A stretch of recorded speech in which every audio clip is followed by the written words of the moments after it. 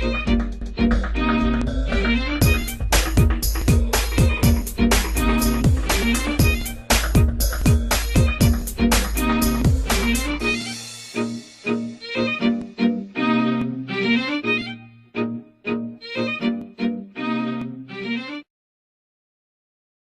first one I think about is the practice they actually get in making decisions.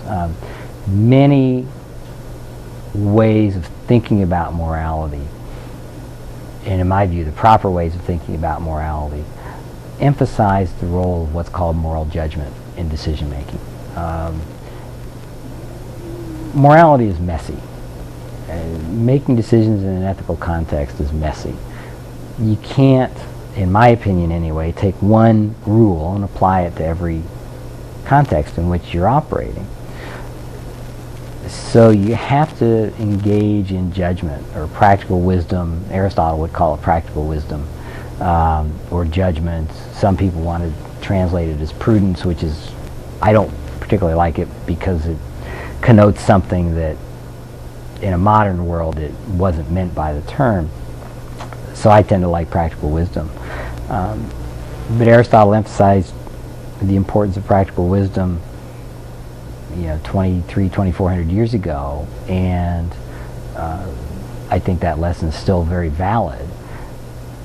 He also emphasized the importance of practice, and the best way to give people practice is to put them in a situation and make them think about what they would do, make them think about what other people they know would do, make them think about what perhaps the Michael Milkens of the world would do, perhaps make them think about what the people who ran Johnson & Johnson in the early 1980s would do, or the people who ran Merck & Company when they were deciding about putting money into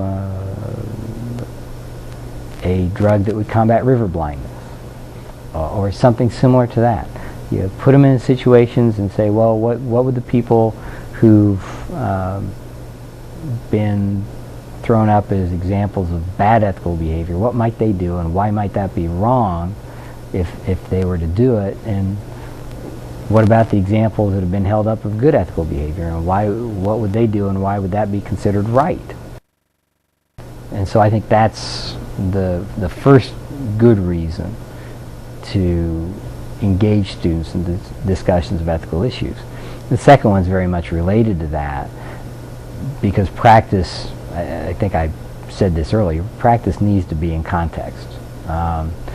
You can practice on abortion or capital punishment all you want, and they are good examples to test the generalizability of various approaches to morality, but for practice to be really effective, it needs to be in context. So, the first two are getting them practice in context.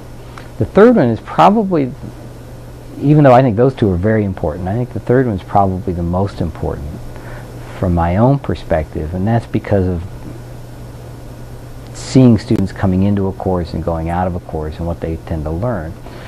And that is that they get a better understanding of what sort of behavior is justifiable and why it's justifiable. Many people come into a course on ethics thinking that they are subjectivists, there's no right or wrong. Many people come in maybe not saying this, but actually believing in the power and validity of egoism, the idea that you yourself are the only important moral being, and so whatever's to your good is what you should do.